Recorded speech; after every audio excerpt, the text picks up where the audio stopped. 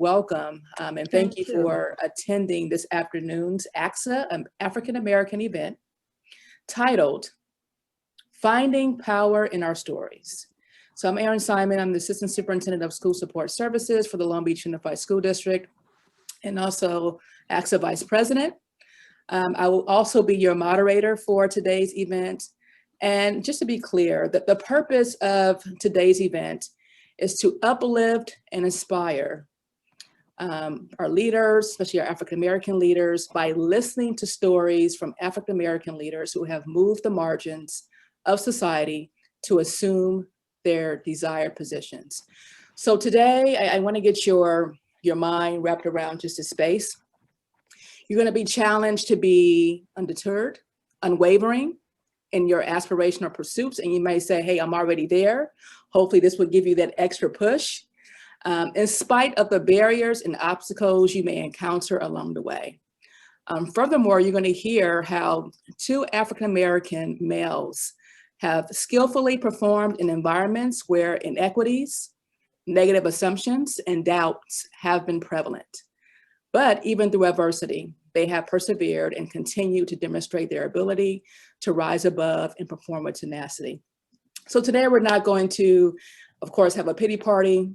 We're not going to blame others. Today is a day for us to uplift and to listen, for you to craft goals, recraft some goals, and to continue moving forward and onward with your professional goals, even knowing that, hey, you may face some obstacles. Hey, we're going to keep pushing through.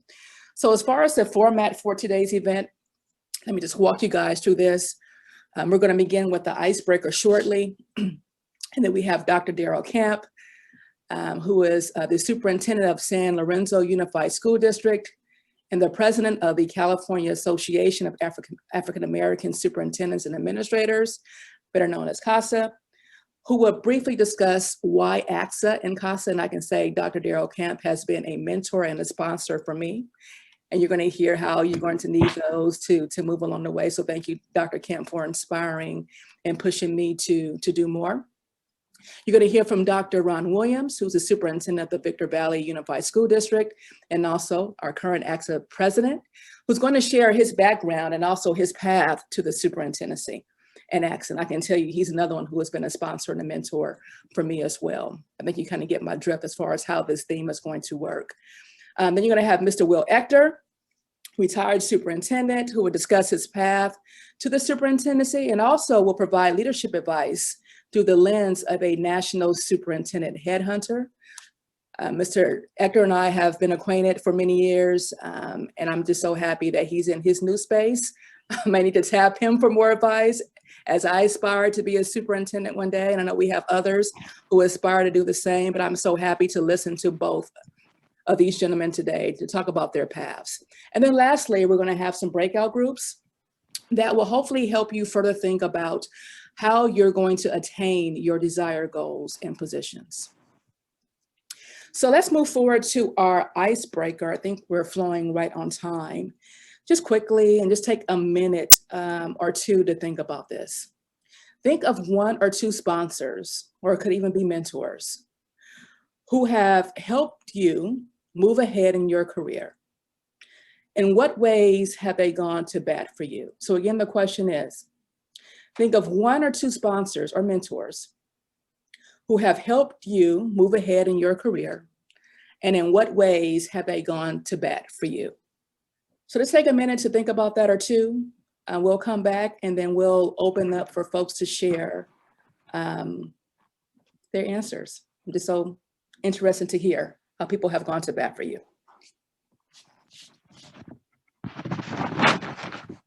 I wish we had some Jeopardy music that could play right now for you guys to even get more motivated.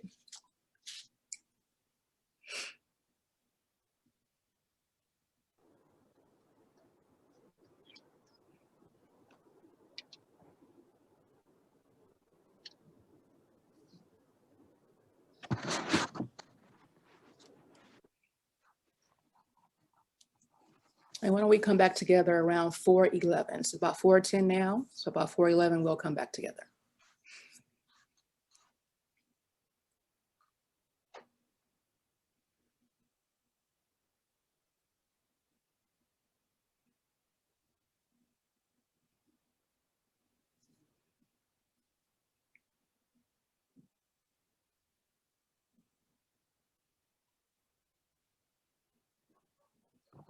Take about 20 more seconds.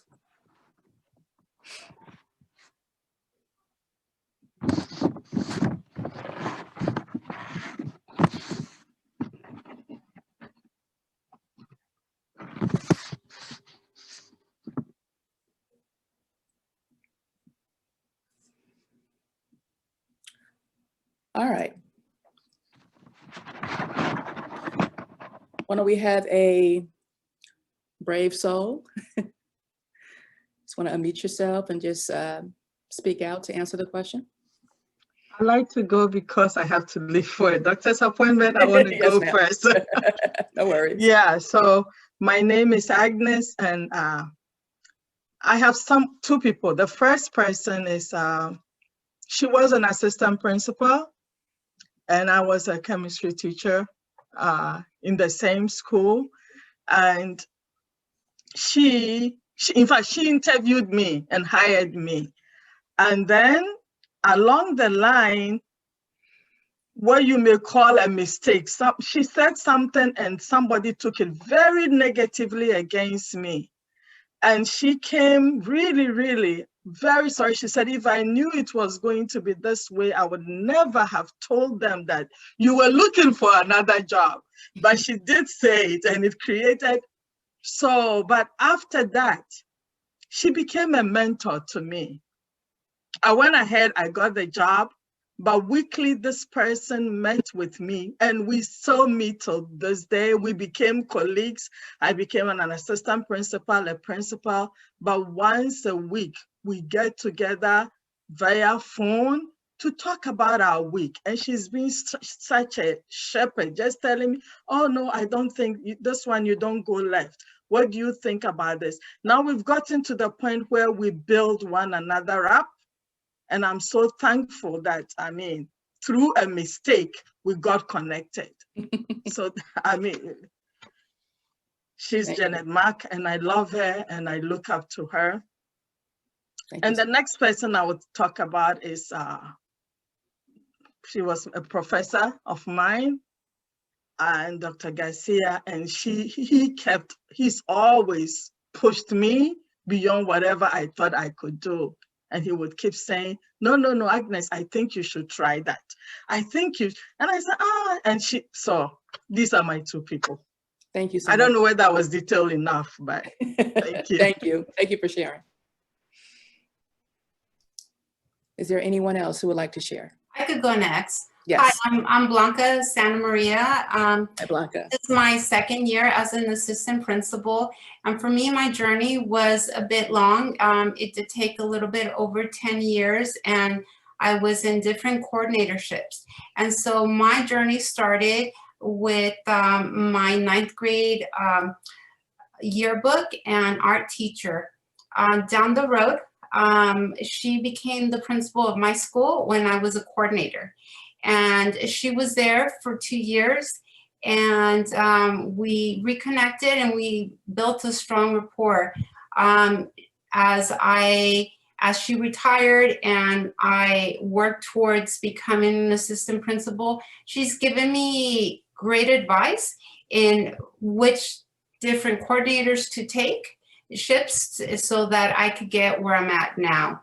I've also reached out to her from time to time when every day at a school site, there's those challenging days and those like interesting stories. And though you try to wrap your mind around it, it's absorbing. And so Linda Eibach has been extremely helpful for me and one of those role models.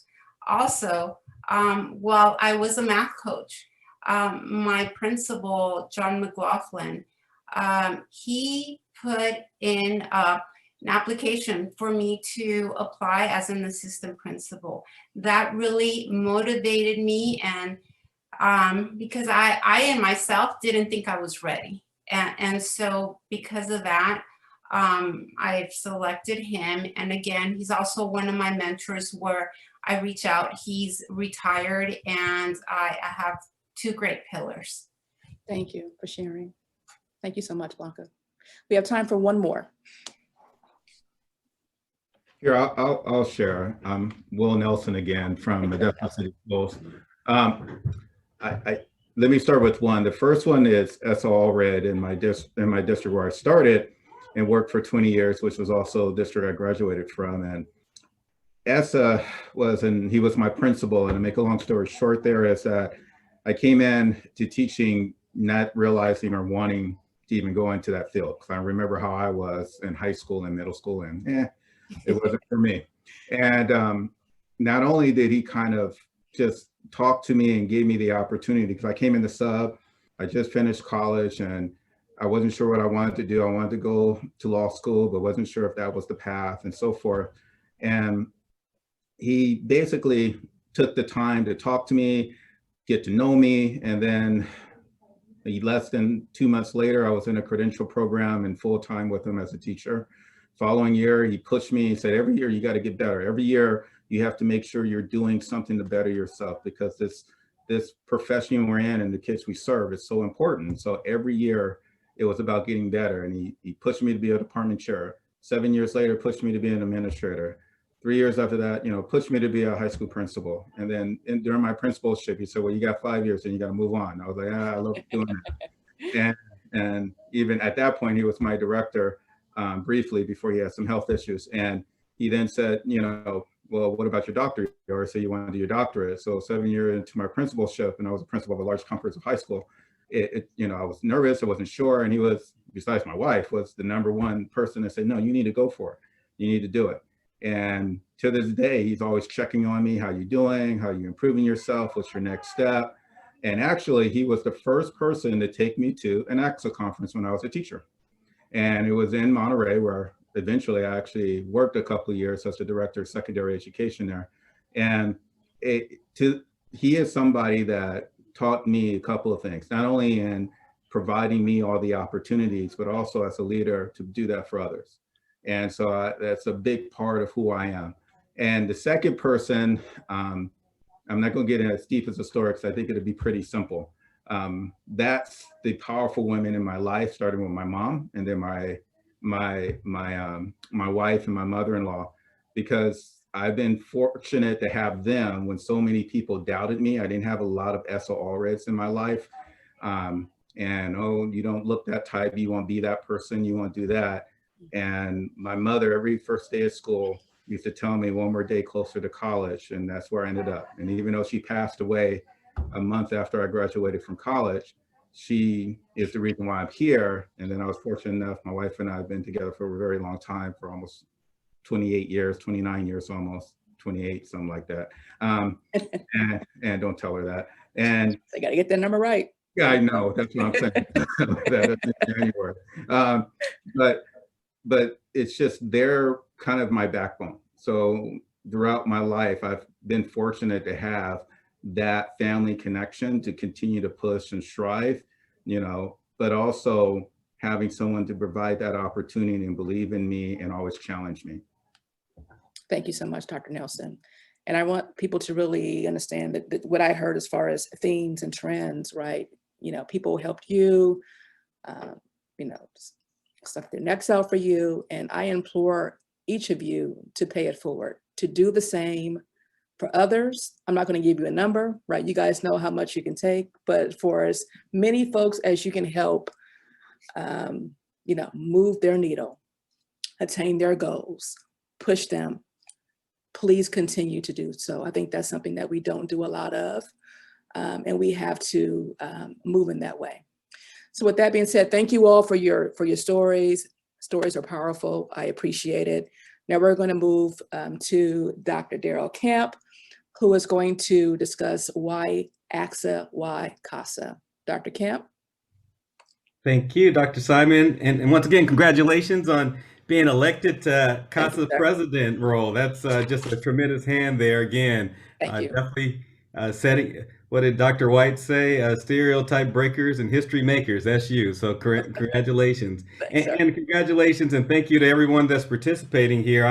I am Daryl Kemp, and I look back on my journey and have CASA and how CASA and ACSA have influenced that journey. And just kind of stumbled into it. I became an administrator in 1998, And then my first principal job was, as Will knows, good to see you, Dr. Nelson. Will, we were fellow principals in the Stockton area, me in Lodi and you in Stockton. And his football team used to beat up on our football team consistently over the course of those years while I was there. So I became a principal in 2005. And at that point, I think in 2004 was when I got my first opportunity to go to an ACSA Leadership Summit. And I remember I had a white man, Dave Terwilliger, that encouraged me to do so when I was an assistant principal.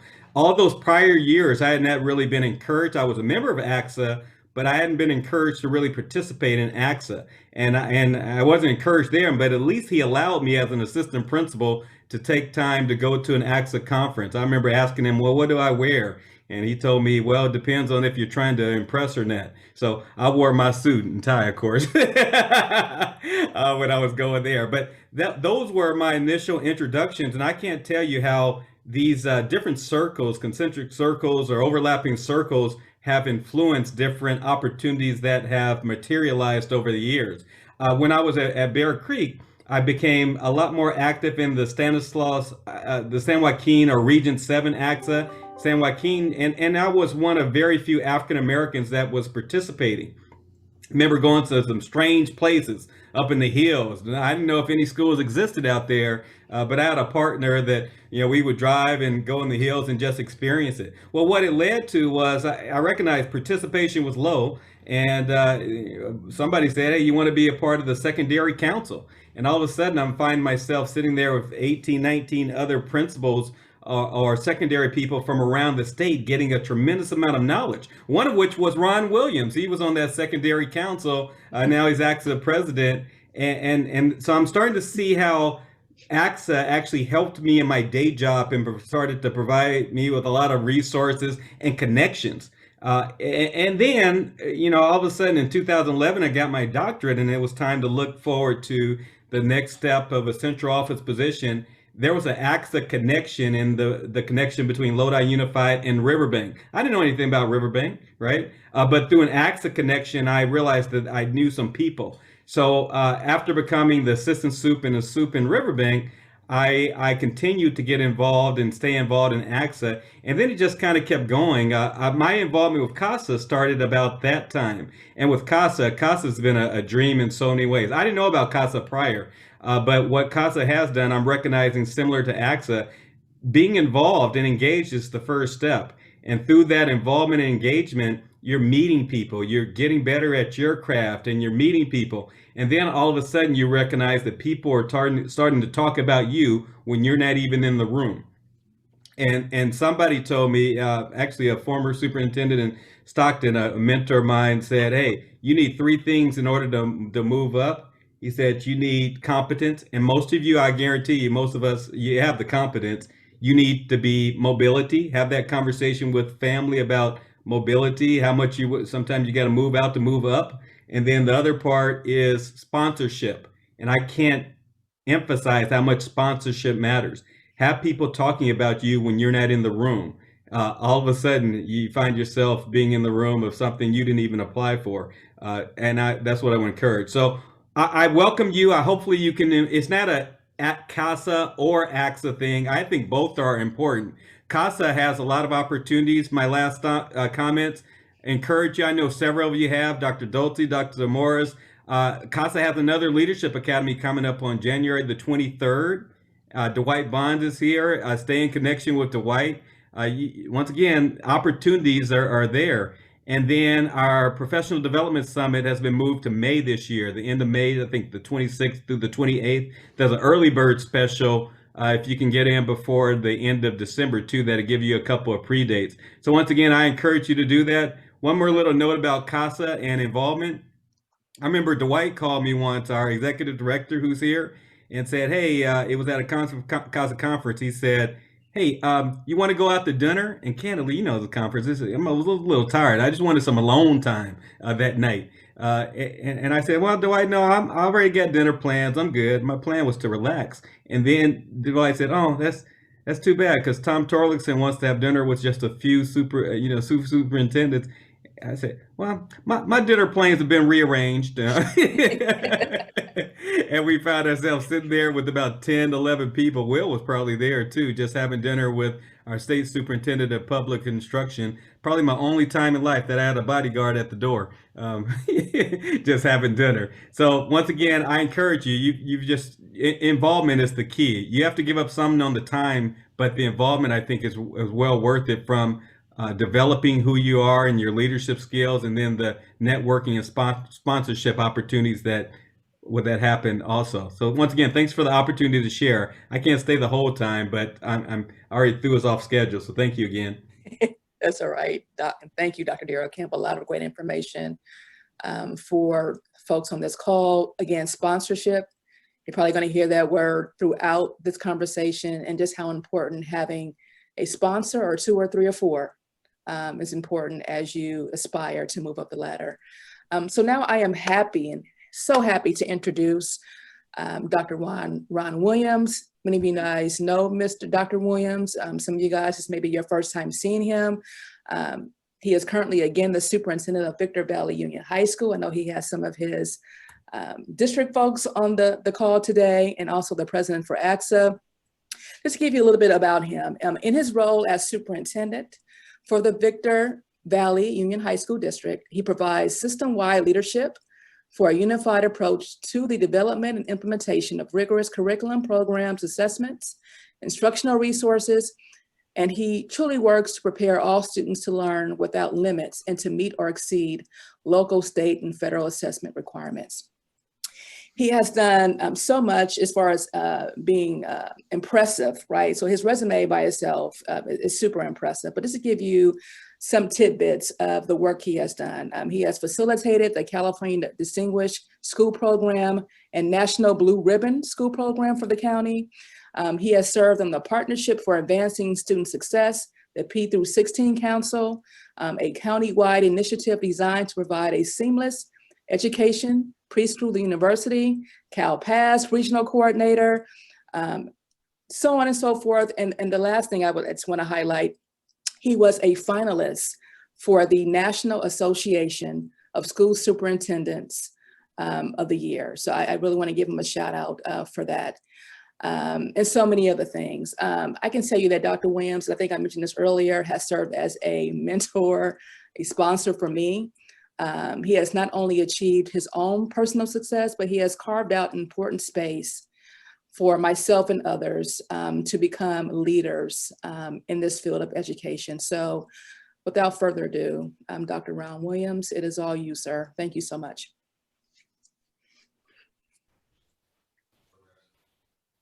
I think you're on mute, Dr. Williams. That's the theme of Zoom, right? You're on mute. No, it's just that I've been on so many Zoom calls today. I want to thank Erin. It's nice seeing a number of faces that I see here. Some people I haven't seen in quite a while. Obviously, all of those people, that's all of the individuals from the Victor Valley Union High School. After you come to work tomorrow, you can take the next 2 days off. You have to think about it for a second. I'll tell you, it's been totally my pleasure, you know, and as I was listening to many of you talk about your leadership stories, I think that if everyone on the screen was to tell there's probably some similarities to all of them. Okay, what I'm going to do is I'm going to share my screen with you. And so at least you'll have some things to be, you know, I know that there's those people that is auditory, but I thought I'd give you a little visual as well. You know, as I was listening to the stories, obviously, we all started off very, very similarly. You know, I remember I remember when I got my first administrative assignment. I was a dean of students. I remember that it was the summer month, and I had interviewed, and I got a call from HR that says, "Hey, you've become the dean." And I mean, I thought that was the pinnacle of my career at that particular time. But I think my leadership started long before then, because when I went through the educational system, I was not planning on moving into education whatsoever. I was going to be a pilot in the military. And in the process of being sworn in, I had figured out that I would take about 4 years, but when I was repeating the oath, they said 6 years, so I took my hand down. And that was That was my venture with the military. Then later on, I guess I was a confused individual. I said to myself, why don't I go to law school? And then after a year or two of that, I figured out, after spending time with the local district attorney's office and the prosecutor office, that was not my cup of tea anyway. Anyway, how I moved on to education was my son at that particular time was in kindergarten, and he was doing math, and the kindergarten teacher was teaching him some type of finger math, and I'm saying, that doesn't make any sense to me. So I went into education. I was an English teacher as well as a math teacher. And I know that's a strange combination for most people. But after finishing up that teaching, and I wasn't there very many years, I became a dean. And that was an experience for me. And I didn't know anything different. So I thought, I'm going to come in here and try to be the best dean that I could possibly be. Well, anyway, I was a dean for about 6 or 7 months. I became an assistant principal, and I did that position for about 6 or 7 months as well. I moved on to an AP, and when I think back on it, my task when I became a dean at the time, it was to come in and help transform a high school into a distinguished school. There was one stipulation: the administrators that came in together, we could not all leave at the same time.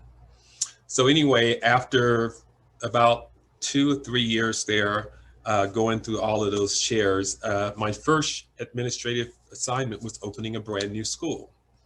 And the very first time I did a middle school, and then I moved on to the high school. So that high school, then the site level experience was a whole lot of fun. And I think that when I think back of becoming a principal, I thought that was the pinnacle of life at that time as well. I didn't have any aspirations to, move on to the district office, but I thought back, and it had been something that I had forgotten for a long time, was the fact that when I was a teacher, when I was an English teacher, the superintendent, when I was going through my administrative program, one of the things that he had me to do, I spent about a year and a half. And after work, he would have me to report to payroll. I reported to HR. I reported to curriculum and instruction. And I had to go to whatever department it was. And I stayed in that department until whoever the manager for that department said, okay, oh, he's got it. And so that's how I was able to move on to the next one. And I never thought back at that particular point in time, had no ambitions to working at the district office whatsoever. After being at the site level, I moved on to the district level, and and I did all of the chairs. And I think that's something very important. You don't want to be a dependent leader. You want to be an independent leader. What I mean by that, if you know basically what that job entails when someone else is talking to you about that job, then you're going to have the fundamentals understandings of it. I did everything from, I remember being the coordinator, director. I did categorical programs. I can remember being the director of testing and assessment. And it was a lot of fun. I really enjoyed that stint, because you're just in that middle level. You don't have a whole lot of responsibility. All of the major decisions are made up above you. And I think that, and I have the opportunity to work in multiple school districts too. I know that there are some people that, they grow up in their school district and they just work in that one school district. And I had the opportunity to work in school districts around the state of California. And my forte was to go into a community school that was not doing too well and be able to transform that school and turn it into an outstanding school for that community. But I knew when I went into that job that as soon as I did that turnaround, I was going to be leaving. So I already had a chef life going in, and that was a lot of fun because you could go in with a whole lot of energy and you could be as creative as you could, because that once you brought that school, that system up to where you had promised, indicated that you would, then you would be leaving. And so that was a lot of fun. Then I can remember coming into after doing that for a number of years, I needed a little rest and recovery. So I decided to say, I'm going to take a little break. I'm going to go into the San Bernardino County schools, and I'm going to go there for a couple of years and get some rest and recovery. And it was a lot of fun. And my thought was, okay, I'll go there for about a couple of years, and then I'll be ready to take on some additional tasks. Well, that 2 years turned into about 8 or 9 because I became comfortable. I was in a very, very innovative, creative capsule that allowed me to do some of the most creative work, not only for the county of San Bernardino, but nationwide as well. I worked for, I was a practitioner for the U.S. Department of Education, did some creative work with the California Department of Education, etc. But it was a lot of fun. One of my takeaways from that was the fact that I had the opportunity to work with 33 school districts, got a chance to work with a number of superintendents during that tenure. In fact, I worked with about 95 to 97 superintendents at that time. So I got a chance to see what worked and what did not work. Had 2 outstanding county superintendents that gave me a lot of latitude to do some of the creative work that I was doing. And that was a lot of fun. And it just so happened that the Victor Valley Union High School District, we have 33 school districts here in San Bernardino County, and I was the steward for the Victor Valley Union High School District. So I had a chance to spend a number of years before coming here, which was a lot of fun. Got a chance to see some of the challenges and opportunities that they were experiencing. So that's the spill through the superintendents. And as well as mentioned earlier, coming here being the superintendent, I remember the first couple of years, and I've been here for quite a few years at this particular time. But in the beginning, when I came here, it was, anytime you walk into a new school, a new organization, there are certain things that you have to look at and be very, very conscious of. And I think, and then I know that also when it comes down to ACSA, I would imagine many of you know Sherman Garnett. Well, I met Sherman Garnett when I arrived at San Bernardino County. And when I first got there, he asked me to become the vice president. I figured, okay, sure, no problem. I think that was about 2000, 2001, somewhere in that neighborhood. And I thought, okay, I'll do this for a year and I'll figure out the system a little bit later on.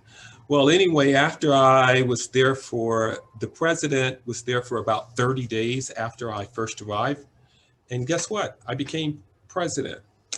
And that was an experience. And so it was sort of like baptismal by fire. But it was a great experience. After being president the next year, I went back and did the vice president of legislative action. I was the treasurer, all of the different offices position. And that was a lot of fun. I got a chance to learn, et cetera, legislation, et cetera. And then I said, well, why not? Why not run for the board of directors for ACSA? And so that was that experience. I've been, I'm just looking on the screen here, Secondary Ed Council, when I was a part of, the local association, I got on the Secondary Ed Council and I was a member of the Secondary Ed Council. Eventually, I got to the point that I chaired the Secondary Ed Council as well. So it was so much fun. I mean, those were those great days. And then I moved on to the board of directors, and I, spent my 3 years there. And the thing was so unique when someone asked me about, oh, you ran for vice president, in which Erin was successful this past year. Why not? And I think that's the thing that holds many of us back, is the fact that we don't reach our full potentials because we say, well, I can't do that. And I tend to take a different position with that. And I would encourage all of you to do the same as well.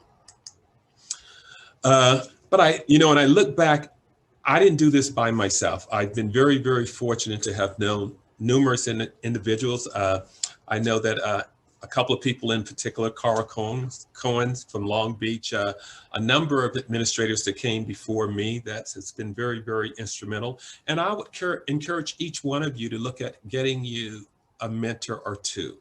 I can tell you that will make a significant difference in your progression professionally. And I know that sometimes people look at, okay, if you got someone helping you, that's a deficit model. No, it's not. When you look at professional athletes, they have coaches. So why not educators? And I'll tell you that can make a big, big difference for you. I was just looking at some things in regards to engagement. It's not about the leader as well. I think that you need to build the capacity around you. because if you think that you can do everything yourself, you're going to become very, very exhausted. We've been very, very successful with Educator of the Year awards, and for our administrators, I don't think there's very few awards that we have not received, as you can see there, you know, including our board members. You know, I know that in our region in particular, the previous president was from our district. 2 years before that, the president was from our district, and I think a couple of years before that, the president was from our district as well. So we've got people that's very involved in ACSA. And, you know, and just talking about some of the awards in particular, you know, the CASA award for Superintendent of the Year. I didn't go into this business looking for awards. It's not about me. I think it's about the people that I have the opportunity to serve and make a difference in their lives. And I think that as leaders, if you're in this for the wrong reason, I think it'd be a challenge for you. And as Erin mentioned, you know, I've been very, very blessed to have received a number of recognition, but I think the reason why I've been able to receive those recognitions is because of the outstanding people that I've had the opportunity to work with. And, you know, and it's about being selfless, not selfish, because I think that so often leaders come into this and they feel that, okay, I'm at that pinnacle and it's all about me. I don't think that will take you very, very far. And I think that probably one of the biggest changing components to my experience was when I went through the California Awards for Performance Excellence, because I think as a leader, although, you know, I'm a superintendent, I think that if I was the CEO of the transit system in our community, that I think that I could run that business just as well. Because once you understand the principles, you know, I've always said to people that I'm a public employee with a private sector mentality, because I think that leadership is leadership. It doesn't matter whether it's public or private. You know, I've had excellent working relationships with the California Collaborative for Excellence in Education, the U.S. Department of Education, WestEd, a number of the regional laboratories I've had the opportunity to work with, California Department of Education as well. You know, the governance awards, our school board has received the governance award the previous 4 out of the past 5 years. And as Erin mentioned, a number of awards as well. And, you know, and as I kind of alluded to this earlier, you know, but I want to, you know, I think that the biggest aha for me was like when I became an examiner, like I said earlier, for the California Awards for Performance Excellence. To me, that was the cornerstone in my leadership, because I come to understand that, you know, it's just about every organization is perfectly designed for the results that it gets. And if you don't like the results, you need to change the systems in place that you have. And that's one issue that I think that many make the mistake of. I've got a couple of pictures here that I want to just highlight for you. The first one there with the windshield, I think it's about looking forward. You can't change, you know, looking in the rearview mirror of what's happened in the past, it's not going to change anything. I think you've got to keep your focus looking out of the windshield. And I think as leaders, so very often, you know, we get into that stage in our life in which we're afraid to make a move because we fear failure, but just keep looking at the windshield. And, you know, and I always think about Michael Jordan when he spoke and says that, you know, I can take 15 shots and I can probably miss the 15th one, and I'll take the 16th one with the same amount of confidence. And you've got to keep looking forward and just stay focused in now. You know, I remember reading the book, The Power of Now. It's about staying focused, not letting those distractions deter you from whatever your focus may be. Another issue that I sometimes find is that organizations, culture trumps strategies. You can be the best leader that you can possibly be, and you can walk into an organization that's got kind of a culture that's a little that's gone a little sideways, and you can work as hard as you possibly can, but you have to respect that culture. And I find that when I go into a new organization, the first thing that I do is spend that time to learn the culture. And I think most importantly, to start that improvements process based upon where they are in the organization, where the organization is, rather than where you would like for them to be. And then I think also the one there about attract qualified, the best candidates. I know that sometimes you come into organizations and they sit down and say, okay, well, you need to hire this, but I believe hire the best candidates you can possibly find, and you'll never go wrong with that. And I think that's the reason why we have the two outstanding individuals from our district here on the webinar this afternoon. And I think the other thing, the little icon with the two individuals, I think that our anatomy is specifically built for leadership. You know, we've got 2 ears, 2 eyes, and 1 mouth. And I think if we utilize them in that progression, saves us a whole lot of issues. You know, you go into a new situation, listen, observe, then speak.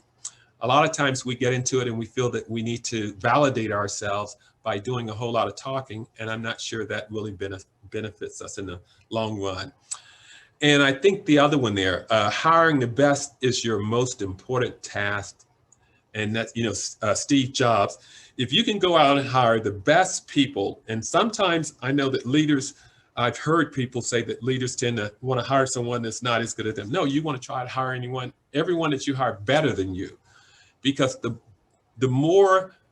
greater the intellectual horsepower that you put into your organization, the more efficient it's going to be. And you need to be future focused. You know, you can't deal with the past, but I think you have to respect the past. And I think as long as that will help you significantly. And then I'll just want to leave you some words of wisdom. You know, as a leader, stress test a number of assumptions that you have, because sometimes you'd hardly ever have the opportunity to disagree with yourself. And success is the journey. Success is the journey, not the reward. You know, when you go into those challenges, don't look at them as, you know, they're just challenges, and they're going to be temporary as well. And I think another thing as a leader, learn how to manage vertically and horizontally. You know, you need to look at your peers also up above, as well as your subordinates as well. As I mentioned to you earlier, every organization is perfectly designed for the results that it gets. And if you don't like the results, you need to change the systems that you can. And I think having a can-do mindset. There's nothing that any of you cannot accomplish. And I always sit down and say, if I haven't gotten the right answer, I haven't asked the right question. And so you have to keep going back to it. And as they sit down and says, change is inevitable. And the only one that likes change is a baby, of course. And also thinking, I was mentioning to you about the power of now, staying focused on the present. What has happened in the past, to dwell on it is not the most effective use of your time. Listen, read, learn, and execute. And then a lot of us are driven by the number of tasks that we have. You need to become more efficient and learn what are those things that if you did those things, a lot of the other things you're doing, you wouldn't have to do. And you don't want to be an independent contractor, you want to be a team player. And with that, and if you have some questions, I'll be more than happy to answer. Thank you very much for listening. And if I can help any of you, I'm more than happy to do that for you.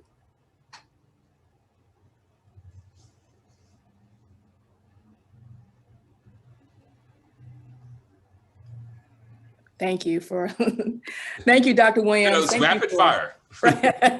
Thank you for that wonderful presentation. I think what you heard from Dr. Williams is you have to work, be smart, be assertive, and keep on that road. And I just remember that I forgot to do something initially. I need to give a shout out to ACSA Member Services. Thank you so much for putting on this event and giving us a space to have a conversation around this work. And also to our partners at Forecast 5, we're going to be hearing from them later. Thank you so much again for helping with sponsoring this event as well. We're going to save some questions for Dr. Williams, I think later, or do we want to open up maybe one question right now? Okay, let's have maybe one question. Whoever's fierce, whoever's first, competitive. Talked about Michael Jordan. I felt that. No one has a question right now?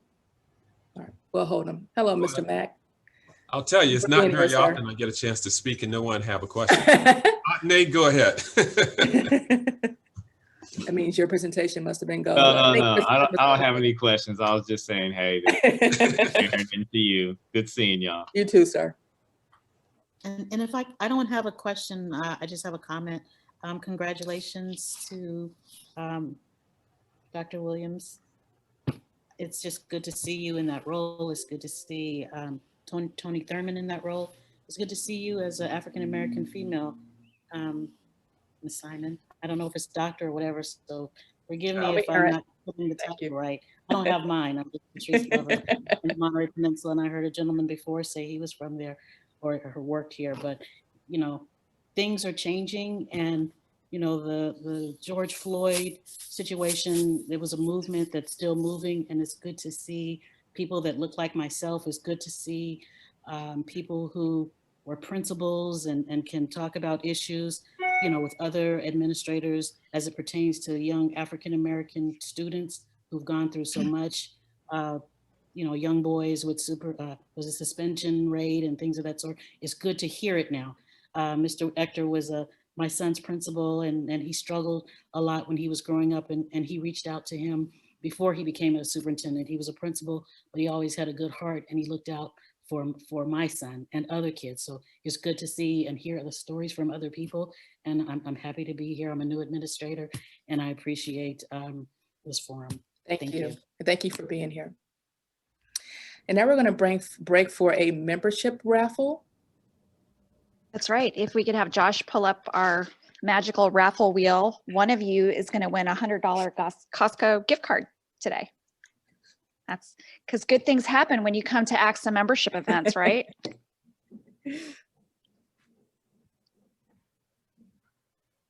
Okay, Josh, pull up our wheel. Wow. Innovative. Yeah.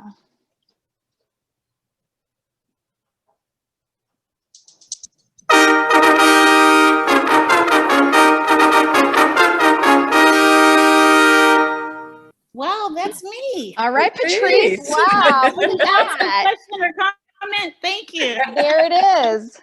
Well, Patrice, I'll be in touch with you offline to find out how you want me to deliver that to you, all right? Okay, thank you so much. Congratulations. Thank you, thank you. All right, thank you. What happens when you ask the question? See? Hey, Patrice, if you're going to Costco, can I give you my list? I got some things. All right. We got some panic shopping to do. There you go. Gifts with distancing. There you go. There you go. Well, congratulations, Patrice. Thank you. I know you'll get that Costco card or certificate or gift card, whatever it is, very quickly, very soon. So it's just in time for Christmas as well. That's super awesome. Or whatever holiday you may celebrate. Now I want to introduce Mr. Will Echter. Mr. Echter has served as the superintendent of Berryessa Union School District for 6 years before retiring. He also had 43 years in the game, as I like to call it, in education. But in retirement, he has continued his advocacy for public education and the mentoring of aspiring administrators. And I've heard many of you all just shout out his name, just to say how much he has been a mentor and sponsor to you. That is significant. His dedication to public education extends far beyond Berryessa. Prior to leading that district, he served in roles as the Director of Human Resources, Principal, Assistant Principal, and so on and so forth. He has received so many prestigious awards, very similar to Dr. Williams, a person who has a lot of skin in the game, understands and is well respected in this field as well. And now he serves as an associate for HYA. If you haven't heard of that, please look it up. And I believe that's Hazard, Young, and is it Atia? There we go. Which is a national search firm which conducts national superintendent searches for boards of education. So without further ado, Mr. Will Echter, thank you for blessing us with your time. Hey, well, thank you, Dr. Simon. Appreciate it. I always appreciate the time to talk to my people. One of the things I just want to say, Patrice, it always pays when you mention all the right names just before drawing. Good things happen to people when you do all those, when you do it right here. So congratulations. That being said, like I said, my name is Will Echter, and my path to the superintendency is going to be a kind of like a lot of yours. I mean, I started off as an administrator, 43 years as administrator. I did all the right things. I was a principal, and I was a principal for 17 years at the elementary level here in San Jose. In one district, I spent 30 plus years in one district because it was we were growing so fast, building schools, and there was so much opportunity, and I just continued to ride the wave of opportunity. I was able to, I was principal of 5 different schools, one middle school, 4 elementaries. All of my schools were recognized as California distinguished schools. 3 of my schools were National Blue Ribbons. I had met 3 different presidents at the White House behind my school's performance. I was also part of the team to select your regional labs like Wested and Norrell and what have you. I was selected to do that. Did a lot of lobbying back in DC for the IDEA program and the funding and those types of things on behalf of ACSA and CTA and for our kids here in California. But one of the things I want to just kind of focus on tonight, I'm going to tell you kind of a little thumbnail about my path to the superintendency, because I think a lot of you will be able to, it'll resonate with all of you who are online tonight. First and foremost, I had been in this district for almost 30 years. Like I said, I'd done all the heavy lifting. I had been at the sites for 17, and then just through attrition, I was moved to human resources because all of the assistant principals that I had selected all were becoming principals. So the board and the students figured, well, you might as well tap that source and bring them into the district office to continue that process. And it wasn't a major jump going into personnel. I love it. Matter of fact, I looked at the district that I was in. I looked to see what was the line to the superintendent's office. Had there been prior superintendents that came from the business side, the instruction side, or the HR side of the house? And for our district, most of the superintendents that came from the personnel side. So I jumped at the opportunity to move into personnel. I get into personnel and I'm doing all the heavy lifting. Like I said, I'm negotiating with all the units. Matter of fact, I set up such positive relationships of collaboration with the units that things went just fine. I had to endure the 08 layoffs. I think I had to notice like 350 teachers and go through that whole layoff process at the time. At the time, we didn't even have a seniority list in my district. Long story short, I did all of these things, and then my superintendent, the night that he was appointed superintendent, I was appointed the HR person. And one of the things that came with that, after 6 years, going on the 7th year, they said, well, you know, I'm thinking about leaving, I'm gonna retire, and the board is really looking at possibility of you taking over my job. So why don't you, I was thinking about starting to look around. So why don't you stay another year, and I think you're gonna get my position. And so sure, I said, what the heck, I'll stay an extra year. So I stayed an extra year. And then we went through the process. They decided not to fly the position outside the district, to keep it in-house. Okay, so it was myself and 2 other directors, because all of us had director titles. Nobody had assistant soups, although we did assistant soup duties and were paid accordingly. So the night that they decided to select the superintendent, I went in, well, I know what it was. Prior to that, let me back up. I decided to go to one of the CASA events in Sacramento. I just happened to get the notice at CASA. I had never been to a CASA event. I drive up on an afternoon, Sacramento. And just as I'm walking in, it was the day that they were having the founders luncheon. And I happened to bump into Dr. Charlie Mae Knight, one of the founders for CASA. And she had been in Palo Alto for several years. So I knew her back in the days when I was assistant principal. So as I'm walking in, she wanted to know how I was doing and how was my career progressing. I told her, I said, I think I'm in line for the superintendency in my district. And we were right outside the auditorium just having this conversation. She said, you know, Will, I wouldn't get my head up too, I wouldn't get too excited about this. She said, for 2 reasons. Number one, you don't have any people of color on your board. Secondly, your district has never had anybody of color in that position ever.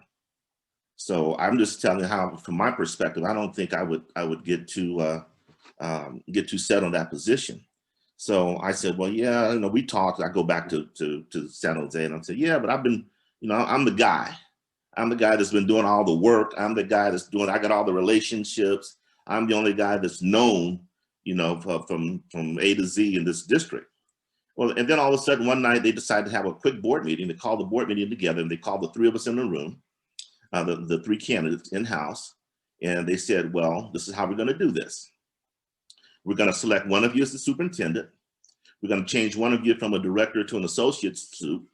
And the rest of you, you can feel free to, to look for a job if you'd like.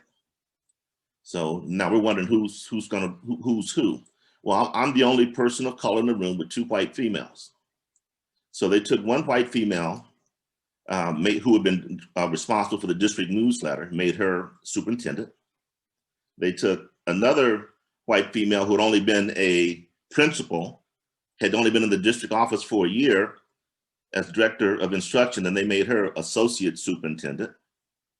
And then I got to wear the hat of, hey, you other guys, you want to find something else to do, feel free to look around, And it was just one of those things I'm saying, wow. I mean, like, it was one of those situations where the president of both of the unions called me. They wanted to start striking, and everybody wanted to start doing all these things. And I'm saying, hold it. No, I'll deal with this.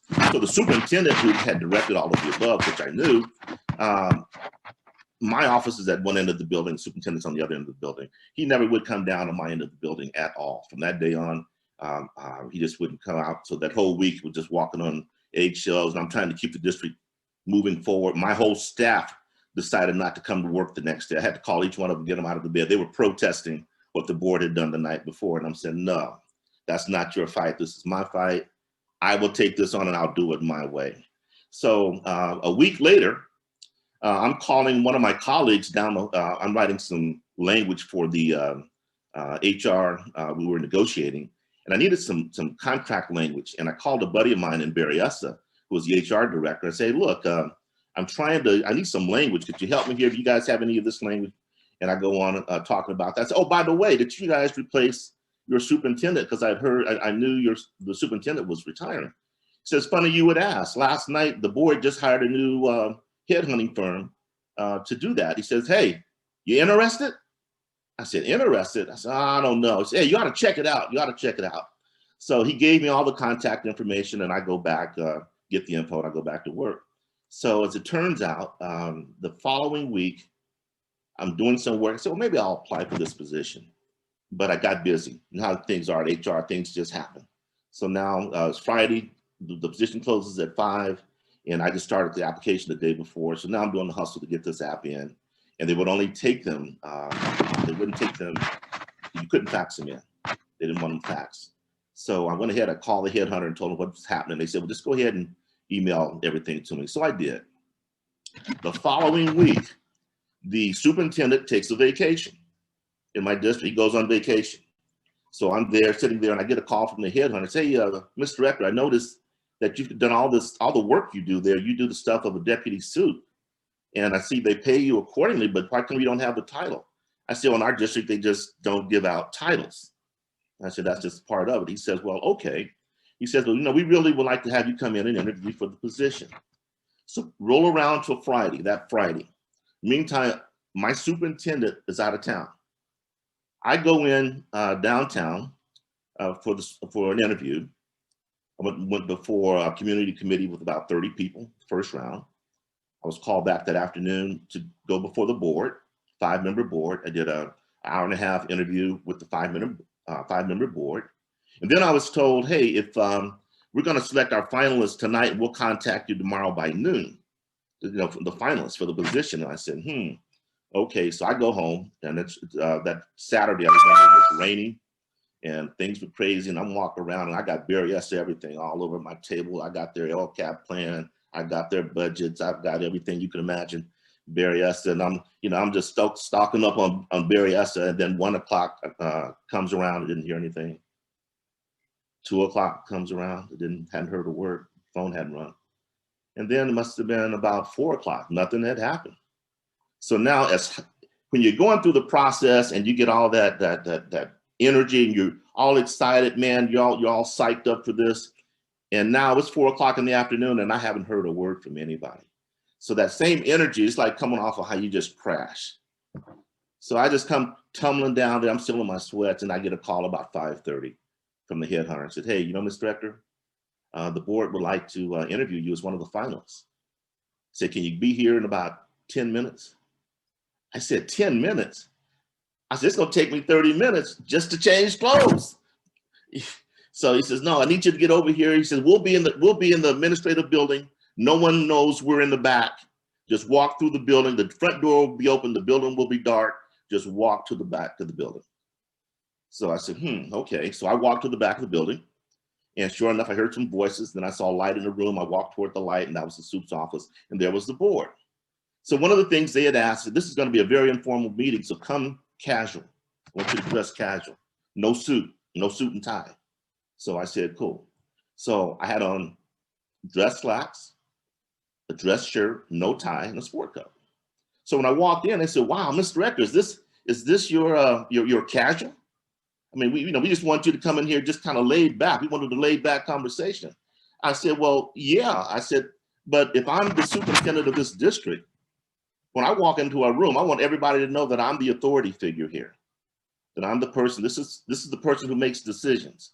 So my casual can't be everybody else's casual. So, oh, good, we never thought about that.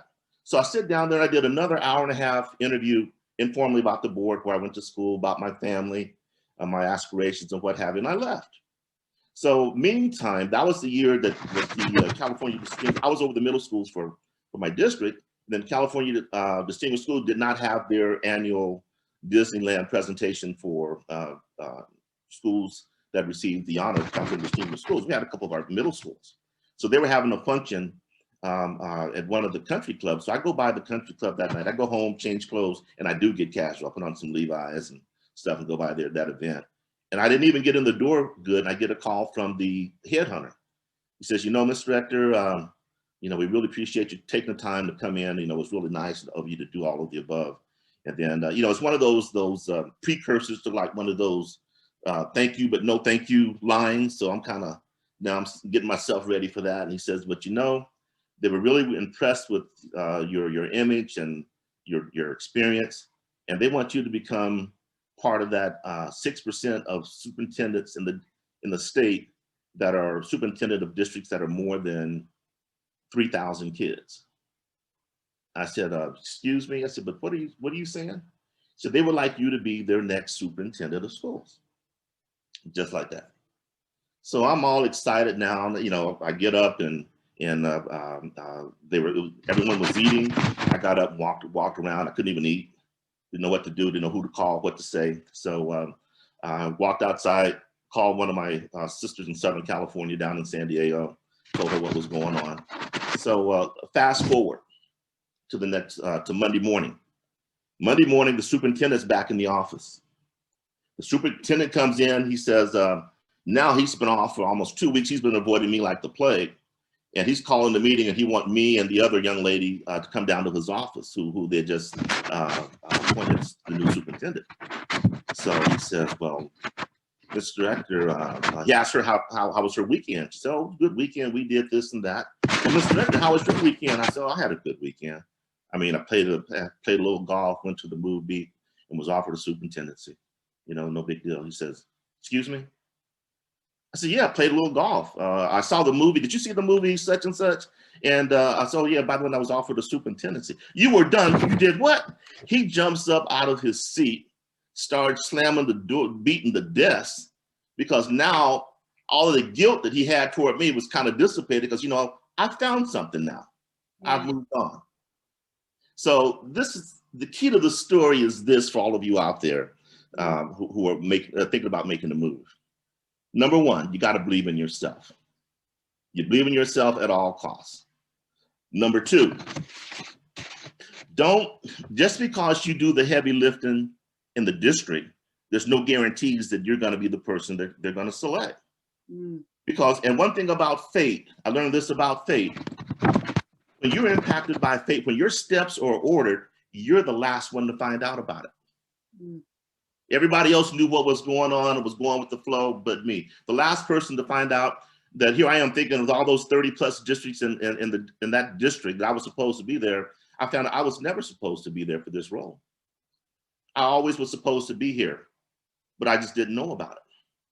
So, you have to be open to what fate, where you're supposed to be. Simple as that. You know, like I said, we've heard people talk about sponsorship, mentorship. There's a lot of things have to be in place. And one other thing is you have to create your own image. I mean, when your name is mentioned, Daryl mentioned earlier about the possibility of you're not in the room. Well, when you're not in the room and your name comes up, what does it mean? What does it conjure up? I mean, does visions of honesty, integrity? Are you a hard worker? Are you an equity warrior? Are you a results-driven person? But your name, your image has to stand for something. It has to stand for something. And one of the things that I had found all along through the years, I'd been heavily active in ACSA in our region. And I went from a district that had, what, 15,000 kids, K-8, 18 schools, 15,000 kids. And there were, I think we were less than 5% African-American kids, to a district that was 8,000 kids. I think we had a little over 8,000, pushed 8,000 kids, and we only had a district of 2% of African-American kids. So it wasn't just like Dr. Charlie Knight says, well, you know, you don't have any African-Americans on that board, you have a slim chance of getting in. Well, to a degree, we're dealing with some of the institutionalized practices. But at the same token, I go to a district where I'm hired, 2% African-American population, and no people of color on the board, and it was a perfect fit for me. It worked well for me. Matter of fact, they did not want me to leave. I had to really force the issue because they did not want to address that. So you have to, it's very important that you don't be afraid once you get out there and you start applying for positions. Because this is one thing I've learned as I look back in the, over my shoulder there, that a lot of people, most of us people of color, we do not make a move because we feel we have to cover all the bases. We have to have the degrees. We have to have this experience doing that. You have to have experience, all these other experience factors that we feel we have to have before we even throw our name in the hoop. Because we taught all along there's a different set of rules for us than there are non-people of color components. You've all seen people come along, white candidates that come in and don't have the experience or the education, and they jump right over you and go right to they go right to the principalship, the assistant principalship, or they go right on down to the district office as a coordinator, director, or what have you. That's how the system has always been designed. So one thing I learned after the fact, because I did not want to go to the district office. I was content being at the sites because I was so close to my kids, I could make sure that none of my kids would fall through the cracks. I was very adamant about that. None of my kids would fall through the cracks. And I was the only principal where nobody, the HR person would never hire a teacher and send to me. If anybody came to my staff, I had to have interviewed them first, because if we weren't on the same page, they weren't coming to my staff. You weren't about kids and going that extra mile for kids, and you did not come my way. So we'll see some of the things that you definitely, as you think about making these moves, I think that over the years, we should put ourselves out a little bit more than we do. We don't, I mean, mentally, we handicap ourselves, and I don't think we should, for the most part. And a lot of times when we do go for these positions and we don't get positions, you got to understand that it's not always that you failed, that you did something wrong. It's based upon compatibility. A lot of times you go for a position, you don't get it because it just wasn't a fit. Just wasn't a fit. Now I'm going to flip the switch real quick and put on my HYA hat as we do searches. You know, like, and I say it's critical to establish a network of people who know you. That, like when Daryl said, when you step out of the room, someone else knows you so well, so close that they can come in and take care of you. And I did that here in my area just by working through ACSA. And later I got involved with CASA. And then I got very involved with CALSA, the Latino Association group. I mean, don't just limit yourself, because you can build, you can network and build your own brand name, your brand image through a lot of other organizations as you must. But you must spread your network. You have to have a network. You have to increase your visibility. Your visibility means a lot, because right now, when I'm getting ready to do a superintendent search, first thing I'm going to do, if it's somebody down in Rialto or someone in San Diego or someone in Santa Barbara, the first thing I'm going to do, if I don't know the superintendent already, I know somebody who's close to that superintendency. I'm never more than 2 phone calls away from each of you on the screen. I know somebody who knows you well enough that they can give me the 411 on you. So you want to make sure that your rep is clean, is positive, because at the same time I'm trying to get information on you. If you got any baggage floating out there, it's going to surface too. So you definitely want to address that. I'm going to close. I could go on and on. I know this is getting late, but these are some of the things that I do.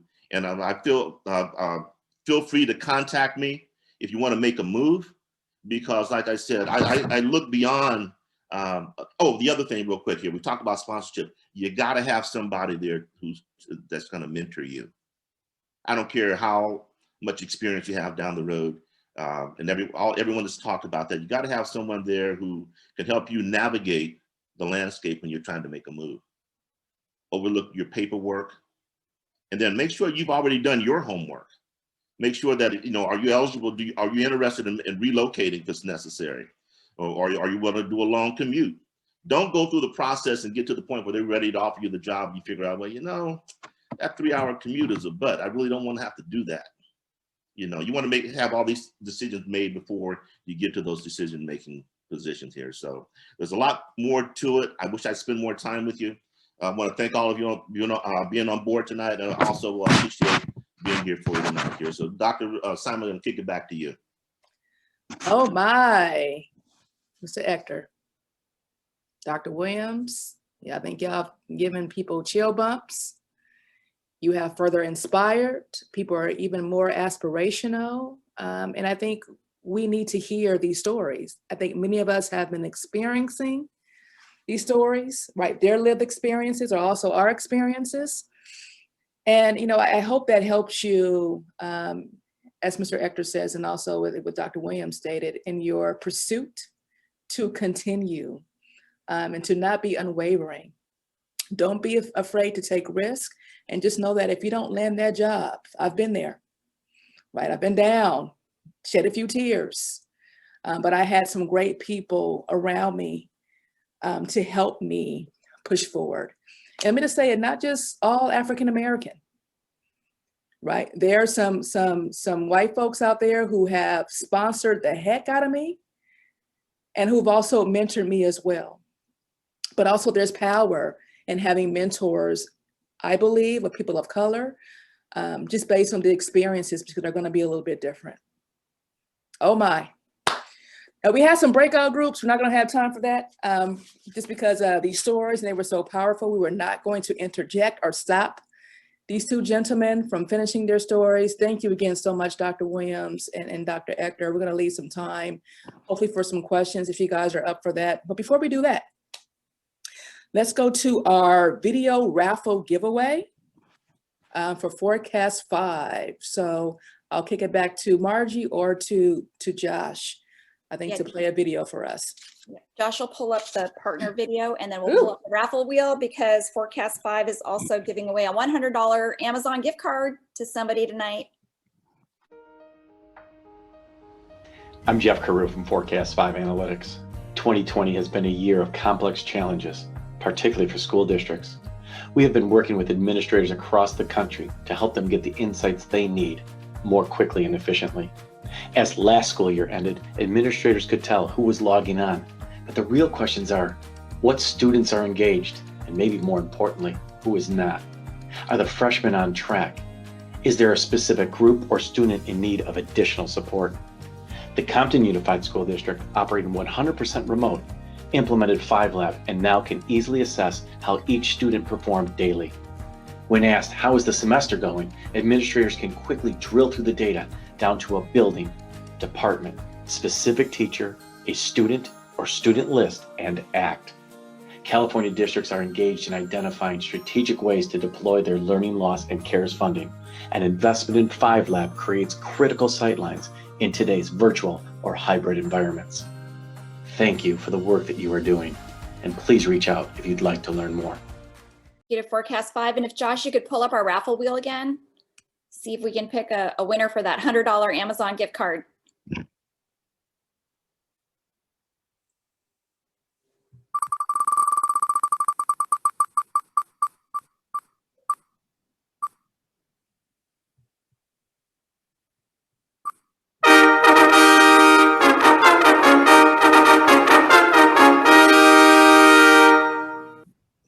Yay, Carla. We had some breakout rooms scheduled. I think it just may be great just to give you guys some time. I know you've heard a lot of fruitful information tonight, a lot of inspirational messaging, and I want to give you time to ask these great gentlemen just a question or two. And just looking at our time, we're about 5:23. We have a hard, I believe, 5:30 close time. So just be mindful of that as well. But if anybody just wants to unmute themselves and ask a question, please feel free. I don't know that I necessarily have a question, but I just want to have a huge just affirmation and appreciation for both Dr. Williams, Dr. Ector. Just thank you all so much. So many of you on the line, as you talked about mentorship, sponsorship, you all have been that and done that for me. And Dr. Simon, just everyone, Margie, like so many of you all have been there and done that. The stories that you've shared have tremendously resonated with me, and I'm thankful that when I first started, and even as I'm continuing, I know everything Tab been through. I know many of you online as well have stories that 100% echo what was shared tonight. So just thank you for taking out this time to be intentional about investing and reminding us, especially in times like these in 2020, where COVID has truly just created so many new, I'll frame it as opportunities and not challenges, has created so many new opportunities for us to just do education differently and continue to redefine who we are and how we want to be known. So just thank you so much. This was a truly for me, a phenomenal Christmas present going into the holiday season, and thank you for organizing this. So I just wanted to just echo that for me personally. I've been inspired and even the more committed to reaching back and pulling forward as I continue to strive ahead myself. And Dr. Kemp, there you go. Picture came back on. So thank you all so much. Appreciate you all. Thank you, Dr. Nugent. Both of your presentations were extremely motivational and inspirational. Question for both of you. What keeps you motivated when things don't turn out the way you expect them to, even though you put in the work?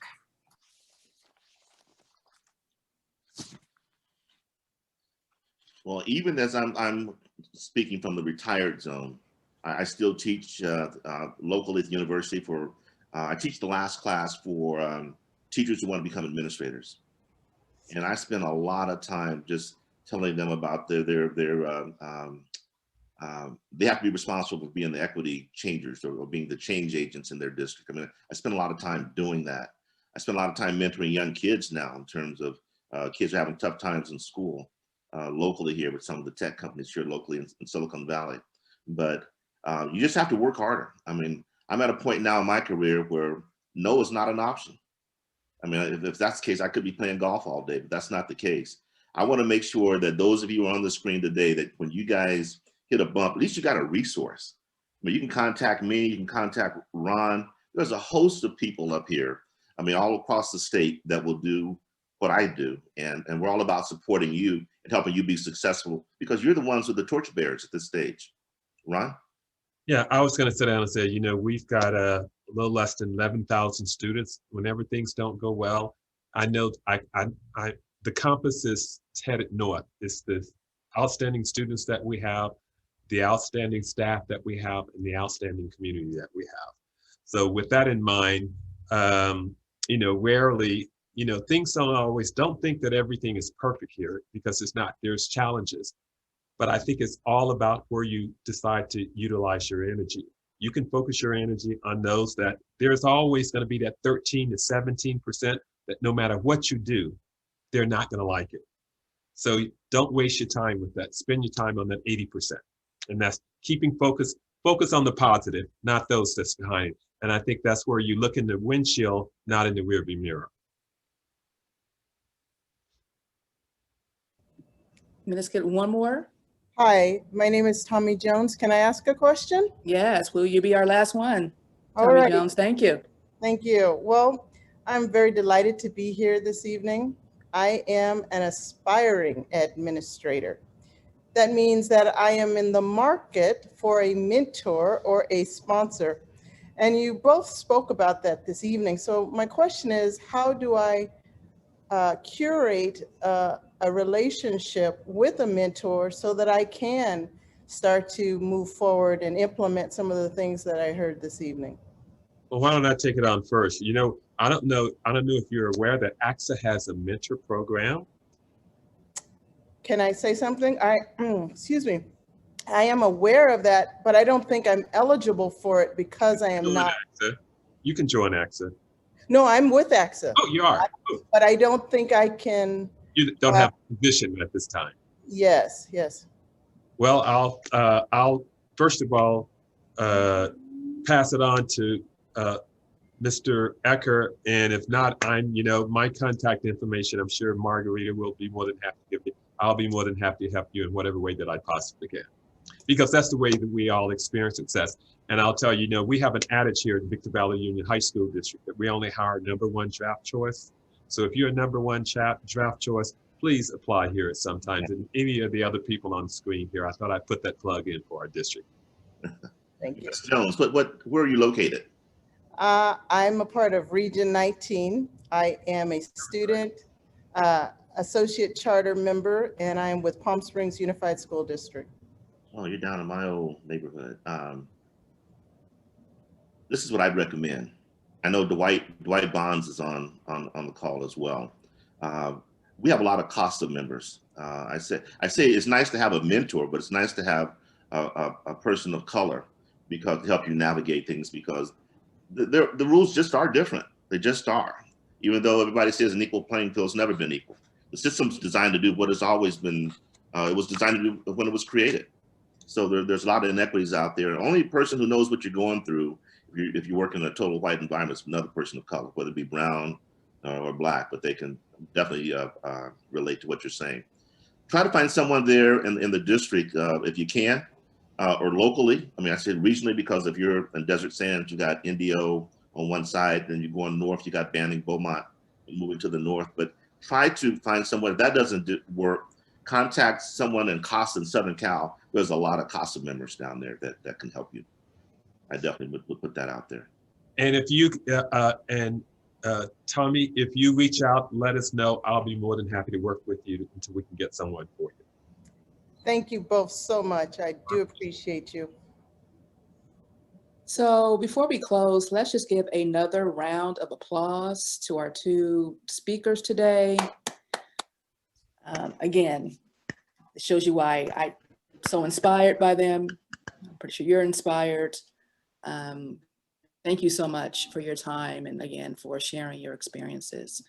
In closing, thank you all so much again to Dr. Williams, Mr. Ector, Margie and her team, our Director of Member Services. Thank you so much, Josh, helping us with all the technology and getting things into play. Thank you so much, Josh, to Forecast 5. And I would be remiss without saying even hello to the rest of the ACSA team, right? Mr. Mack, who's on the call. Thank you so much, sir. I don't think I'm missing anyone else. And then last but not least, I have to give a shout out to our fearless ACSA leader, Wes Smith, for just allowing these spaces and also allowing these conversations around mentoring and just being an advocate and sponsor for some of us as well, including me. So just thank you for your time. Enjoy the rest of your evening. Stay safe, stay healthy. Bless you all. Take care.